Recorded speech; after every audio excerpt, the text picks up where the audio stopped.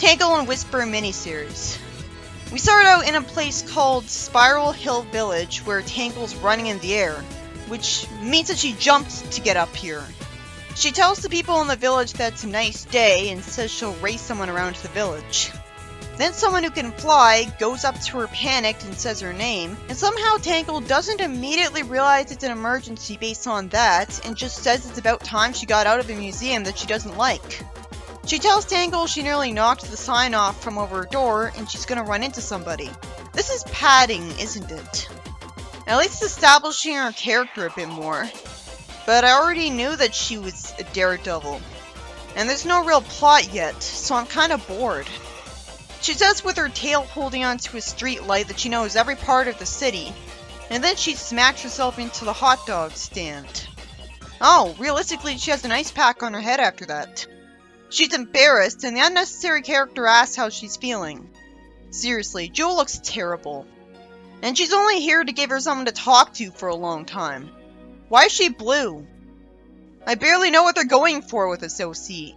She asks Tangle what's going on because she's been bouncing off the walls lately. Tangle apologizes for being a pest, surprisingly, and then says that life is too boring for her in her village after she pulled the wings off her giant robot dragon. She's asked what's stopping her from going out and finding her own adventures, and she says that while she's thought about it, what if something happens here? And she'd be nervous because she wouldn't have this unnecessary original character to watch her back, who could have easily not existed and we never thought she did before. She seems to only exist so that Tangle can be motivated to tell her this for the sake of the audience. But the audience already knew that Tangle was a fun-loving daredevil. And it would have been better if Tangle said all this to one of her parents. At least characters that look like Tangle, like her parents, would have a chance at a decent character design. Jewel thinks Tangle would be lonely if she left, but Tangle never showed any indication of being easily lonely before. They hear a noise, and Jewel hopes the Babylon rogues didn't come back. At least learn your lesson by hiding behind a desk this time. It's good that the comic used the Babylon rogues instead of literally just using Sonic Forces and Lost World ideas. A lot of people would think that the Sonic Riders series wasn't even canon, but they always show up, which makes it confusing that they redesigned the main characters for it then. Tangle sees Sonic running away from Whisper, who seems to be shooting at him. Why is the main character Sonic showing up in the first place? The Tails miniseries didn't have Sonic in it, neither did the Knuckles miniseries, or the Sally miniseries. This just makes me wish I saw what Sonic went through instead of the skippable scene with Tangle. Then the story would have started out exciting. So is this a misunderstanding between them? Sonic actually jumps on someone's head while avoiding her, and someone spills stuff on the floor as he bounces off a wall in an alley. So how the hell is Sonic not instantly running away from her at Sonic speed? Oh, then we see Sonic with brown eyes looking backwards angrily. So it's not really Sonic? And that also explains why when someone says that it looks like Sonic, he insisted on saying that he is indeed his one and only hero. So that means that Whisper's actually going after a shapeshifter impersonating Sonic.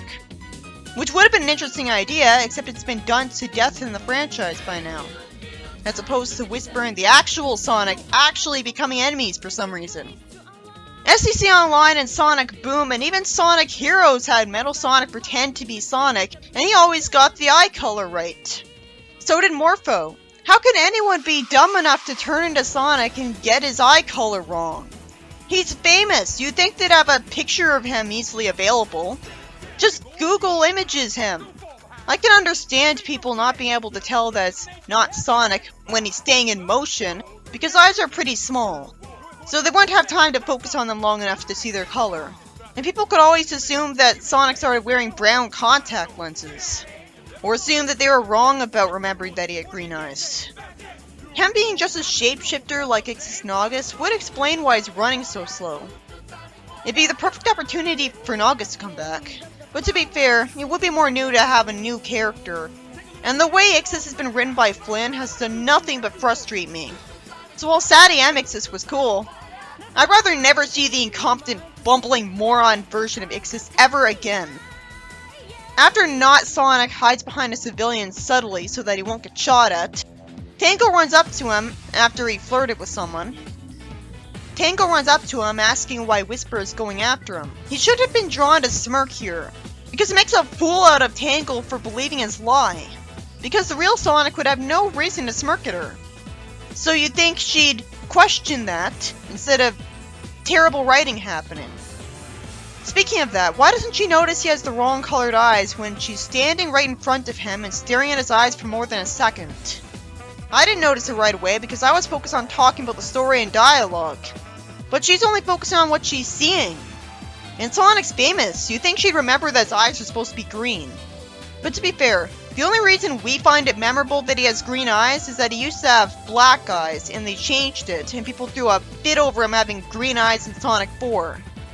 Maybe it makes sense because to Tangle, someone who knew him for barely a week, green eyes are no more special than brown eyes. Still, it could have easily been written that the fake Sonic was wearing sunglasses to cover up his different eye color. It's never even explained why he chose the wrong color eyes. I went into the story assuming that it would be alright to experience because at least there's no Zombots around. And it's starring Tangle and Whisper, so there's different main characters to shake things up. But nope! We have a character being an idiot as a justification for the story again! It could have easily been less frustrating than this. If he just had sunglasses or green contacts on, this could have been perfectly believable. What was forcing the artist to have fake Sonic have brown eyes that would give away the truth to the audience? Wouldn't it have been fine if we discovered the truth later? And again, he smirked for apparently no reason, context. So you'd think Tangle would be off-put at that. You'd think she'd be finding it confusing that he immediately went from smiling to acting melodramatic. I never thought of Tangle as being completely stupid. But apparently she is. Not even the miniseries is going to be a relaxing break from the garbage. When I first read the miniseries, it was to give myself a break from the Metal Virus arc. I hadn't read anything past that yet. I've been looking forward to seeing why the hell Whisper would be running after Sonic and trying to shoot him, and Whisper being brainwashed. Granted, brainwashing has been done a lot in the Sonic series as well. If she hadn't been brainwashed and she was running after the actual Sonic for a different reason, well, that would have been more interesting than this, which is basically a cliche at this point. I was looking forward to learning what that reason was. Nope, fake Sonic. So fake Sonic lies that Eggman put a mind control chip in Whisper's mask. Tangle is told to take Whisper down first and ask questions later because she's very dangerous. She puts her tail over a wall, he looks over at Whisper when she's aiming at him, and we see that the fake Sonic can have black and white eyes that look like Metal Sonic. It would have been more creative to not remind me of another shape-shifting villain right away and make me wonder if it was him, and feel less interested in the story, because it didn't even seem to be a new character anymore. Tangle at least apologizes when she tackles Whisper and says that she doesn't want to hurt her. And if the writing was being good here, this would make it clear to Whisper that Tangle's just misguided and isn't an evil enemy of hers now. She also uses her tail to steal her mask and cheers that she saved the day. Again, her saying that she saved the day should make it obvious to Whisper that she thinks she's doing the right thing, and this is just a misunderstanding. Whisper says to give it back, and at least Tangle's written to say that she thinks Eggman booby-trapped her mask. And Whisper says that he didn't. To be fair, Tangle could assume that she doesn't remember being forced to go after Sonic anymore because she was unbrainwashed, since it's a weird, nonsensical brainwashing trope in the media sometimes that even Roby and Tenarchi use. Tangle, rather than saying that Sonic told her the mask was booby-trapped, asked Whisper why she was trying to shoot Sonic. And she says that that's not Sonic. And she's saying this without even wearing a supposedly brainwashing mask. And she says this instead of asking what Tangle's talking about, as if she doesn't remember what she was forced to do. So it should be obvious to Tangle right away that Whisper wasn't actually brainwashed and is telling the truth.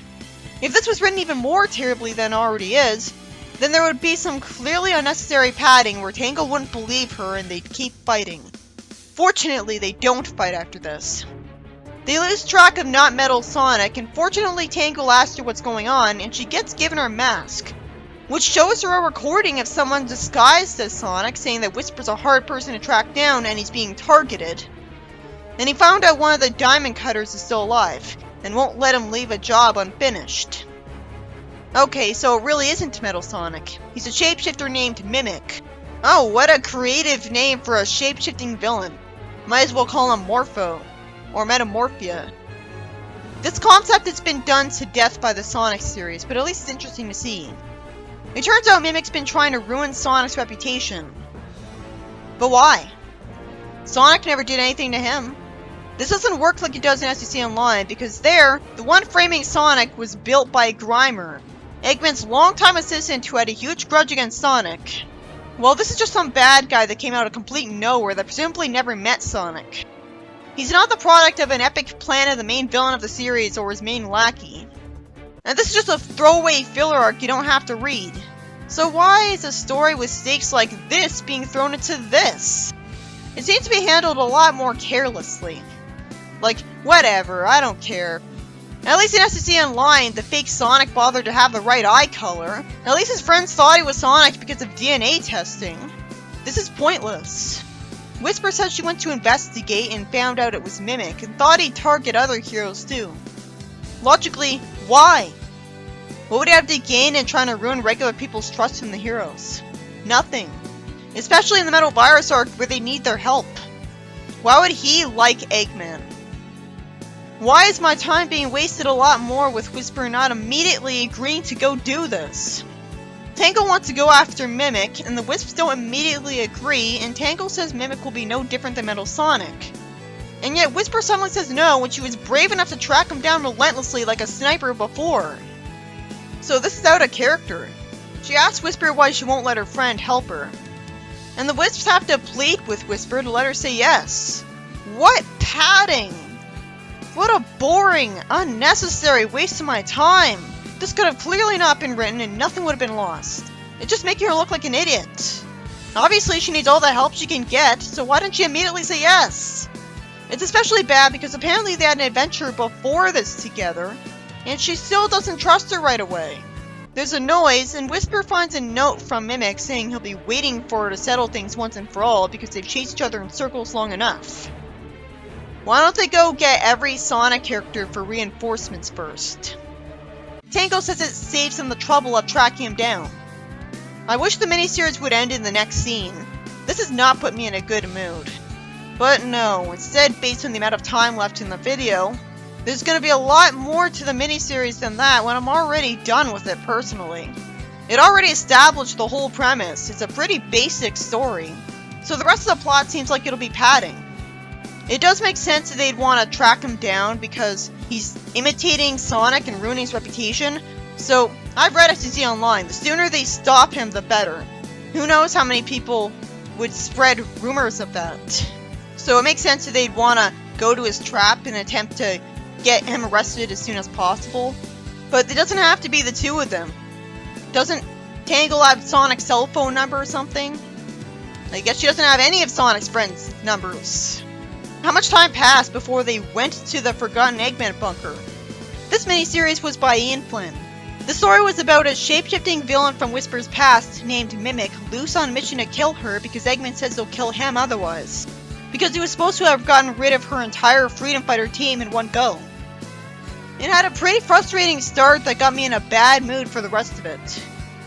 I don't know why Mimic was dumb enough to give Sonic the wrong color eyes when he impersonated him. So it made Tangle look like an idiot for falling for his disguise after she had already interacted with Sonic a lot. But to be fair, it is easy to forget and not notice someone's eye color. Padding! Fuck this padding! This is the only reason the issue ends before they get to confront Mimic again.